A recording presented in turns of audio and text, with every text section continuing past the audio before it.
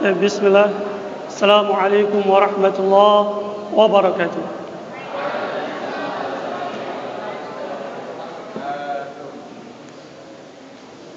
Alhamdulillahi ala ihsanihi wa syukru lahu ala taufiqihi wa amtinanihi. Ashhadu an la ilaha illallah wahdahu la syarika lah ta'ziman li sya'nihi wa ashhadu anna Muhammadan 'abduhu wa rasuluhu ad-da'i ila ridwanihi sallallahu alaihi wa ala alihi wa ashabihi wa ikhwani. Adik-adik yang saya cintai dan teman-teman yang berada di masjid,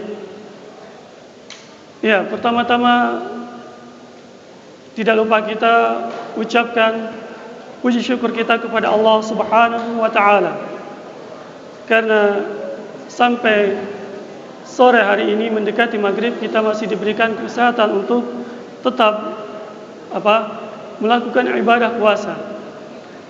Kemudian juga tidak lupa kita haturkan selawat serta salam kita kepada Nabi kita Muhammad sallallahu alaihi wasallam, kepada para sahabat dan yang mengikuti beliau hingga akhir kiamat nanti.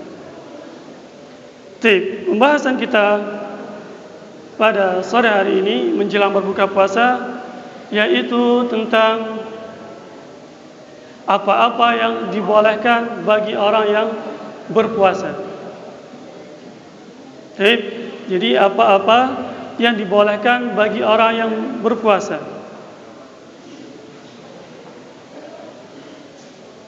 Poin yang pertama, salah satu yang dibolehkan ketika seseorang berpuasa adalah Pertama adalah memakai celah yang ada di mata. Dan itu biasanya kita temukan pada siapa? Pada perempuan ataupun juga pada laki-laki. Dan juga memakai obat yang ada untuk mata ataupun juga untuk di telinga. Jadi kalau kalian ada rasa sakit baik di mata ataupun di telinga, maka seseorang bisa berobat tanpa membatalkan puasanya. Jadi itu poin yang pertama, seseorang memakai celah yang ada di mata, kemudian juga memakai obat yang ada di mata juga ataupun yang ada di telinga. Kemudian juga selanjutnya adalah seseorang memakaikan obat di bekas luka atau di lukanya, baik itu yang ada di tangan ataupun secara umum yang berkaitan dengan anggota badan. Artinya memakai obat oles yang ada lukanya itu tidak membatalkan puasa. Tapi ini kenapa? Ya, memakai obat kemudian memakai celah itu bukan termasuk dikategorikan yang namanya makan dan minum. Karena para ulama menganggap bahwasanya hal tersebut tidak sampai membatalkan puasa. Artinya boleh saja dilakukan. Ungkapan yang bagus dari Syekhul Islam Ibnu Taimiyah rahimahullah, seorang ulama pada zamannya, Imam Ahlus Sunnah, mengatakan, wa nahnu na'lam, sesungguhnya kita mengetahui, annahu laisa fil kitab was sunnah, tidak ada di dalam Alkitab yaitu Al-Quran, As-Sunnah dan hadis Nabi sallallahu alaihi wasallam, ma yadullu ala al-iftar bihadhihi al-asya', yaitu yang menunjukkan bahwasanya seseorang ketika memakai seperti tadi obat-obatan yang untuk di mata ataupun telinga dan memakai celah itu tidak sampai membatalkan puasa. Fa'alimna annaha laysat mufattirah, maka kita ketahui bahwasanya hal tersebut tidak termasuk hal yang membatalkan puasa. Itu yang pertama. Kemudian poin yang kedua di antara hal yang boleh dilakukan oleh orang yang berpuasa adalah dzauqit ta'am, yaitu seseorang mencicipi makanan. Jadi mencicipi makanan tidak sampai membatalkan puasa, tetapi balik lagi dengan syarat seseorang ada hajat. Jadi ada keperluan. Seperti kalaupun dia yang memasak, kemudian kalaupun tidak dicicipi, khawatir makanannya itu tidak enak, kemudian yang mengakibatkan hal tersebut menjadi mubazir, artinya tidak dimakan.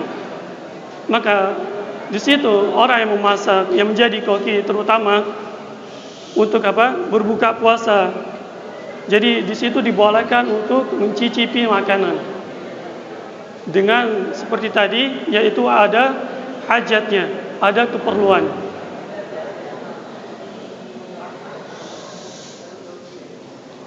Dan juga salah satu yang dibolehkan juga yaitu seseorang mencium aroma makanan. Jadi mencium aroma makanan di sini juga tidak termasuk membatalkan puasa, karena bukan dinamakan atau bukan dikategorikan dengan yang namanya makan dan minum. Begitu juga yang tidak termasuk membatalkan puasa adalah seseorang berkumur-kumur ketika hendak berwudu dan juga memasukkan air ke dalam hidung, yang kita kenal dalam madmadah dan al-istinsyaq. Makanya disebutkan oleh Rasulullah sallallahu alaihi wasallam, asbighil wudu wa khallil baina asabi', yaitu kalian sempurnakan wudu, kemudian juga khallil bainal asabi', yaitu kalian ketika membasuh tangan tetap harus harus diusap juga bagian tengah-tengah tangannya. Kemudian wabaligh fil istinsyaq, dan kalian juga jangan lupa untuk istinsyaq. Illa an takuna shaiman, kecuali kalian berpuasa. Artinya kalian berpuasa yang istinsyaq, kemudian juga mencemurkan wudu itu dikurangi. Khawatirnya ketika istinsyaq airnya masuk melalui rongga hidungnya, yang kemudian masuk ke dalam leher atau tenggorokan.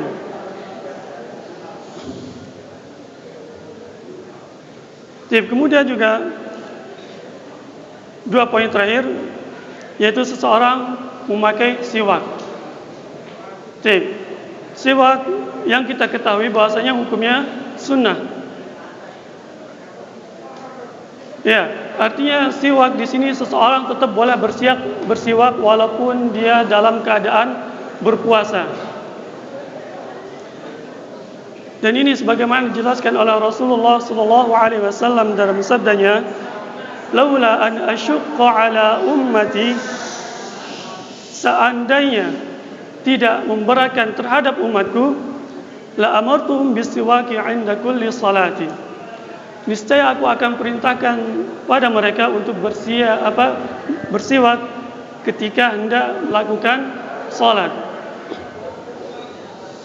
Dan hadis ini menunjukkan artinya umum, yaitu baik seseorang ketika dia berpuasa ataupun tidak berpuasa, artinya tetap disunahkan untuk melakukan siwak, yaitu memakai kayu siwak yang sudah kita ketahui secara umum.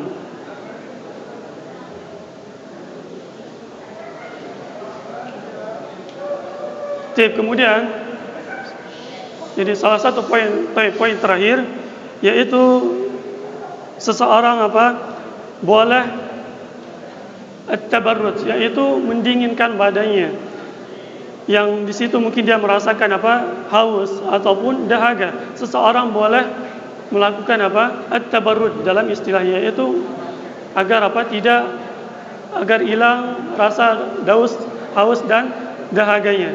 Baik itu kalian membasuh kepala kalian, atau kalau kalian yang pernah masuk ATM, di situ biasanya kan ada AC-nya. Jadi di situ kalian mendinginkan badan di situ boleh. Artinya boleh saja tanpa membatalkan puasa seseorang. Jadi itu beberapa poin yang dibolehkan oleh Islam atau dibolehkan oleh syarak yang dilakukan oleh berpuasa dan tidak sampai membatalkan puasanya. Terakhir saya ingin ingatkan juga, ya, kita sebelum menjelang puasa hendaknya banyak-banyak berdoa kepada Allah Subhanahu wa taala.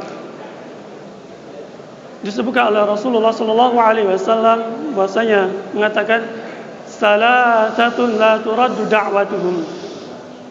Jadi ada 3 orang atau 3 golongan yang tidak akan ditolak doanya oleh Allah Subhanahu wa taala. Di antaranya adalah as-shaim hatta yuftir, yaitu orang yang berpuasa sampai dia berbuka. Jadi kita di sini alhamdulillah semuanya berpuasa. Jadi insyaallah kalaupun kita berdoa dengan hajat kita atau apa yang ingin kita wujudkan, ya kita silakan di sini perbanyak doa kita menjelang berbuka puasa. Mungkin hanya ini yang bisa kita sampaikan pada pertemuan kali ini. Wassallallahu ala nabiyyina Muhammad wa ala alihi wa sahbihi wasallam. Subhanakallahumma wa bihamdika asyhadu an la ilaha illa anta nastaghfiruka wa natubu ilaik. Assalamualaikum warahmatullahi wabarakatuh.